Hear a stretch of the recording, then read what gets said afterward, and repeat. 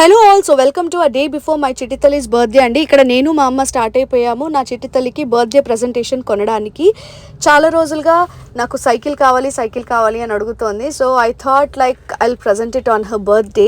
So పాపని స్కూల్లో వదిలిపెట్టేసి అయితే మేము సైకిల్ స్టోర్కి స్టార్ట్ అయిపోయాము. యాక్చువల్లీ పాపకి సర్ప్రైజ్ ఇవ్వాలనుకున్నాం కాబట్టి పాప లేకుండానే తీసుకున్నాము.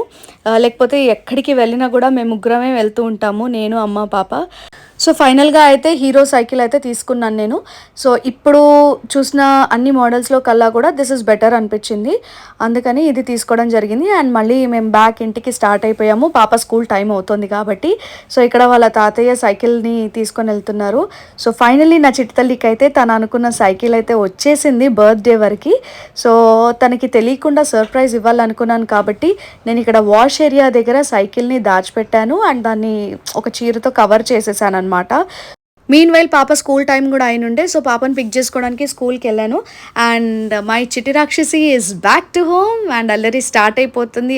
దారిలో మాకు బ్రౌన్ బియో బేకర్స్ కనిపించింది. ఎలాగో రేపటికి కేక్ ఆర్డర్ చేయాలి కాబట్టి పనిలో పనిగా అక్కడ ఆగేసి కేక్ ఆర్డర్ చేసేసుకొని రేపటికి అక్కడ నుంచి ఇంటికి వచ్చేసాము. ఈవినింగ్ ప్లే ఏరియాలో పాప కాసేపు కింద మా అపార్ట్మెంట్లో ఆడుకుంది. ఫైనల్గా వాళ్ళ ఫ్రెండ్స్కి ఇవ్వాల్సిన రిటర్న్ గిఫ్ట్స్ అన్ని సెగ్రిగేట్ చేసి పెట్టుకుంది. ఇలా మా డే కొంచెం జాయ్ఫుల్గా గడిచిపోయింది.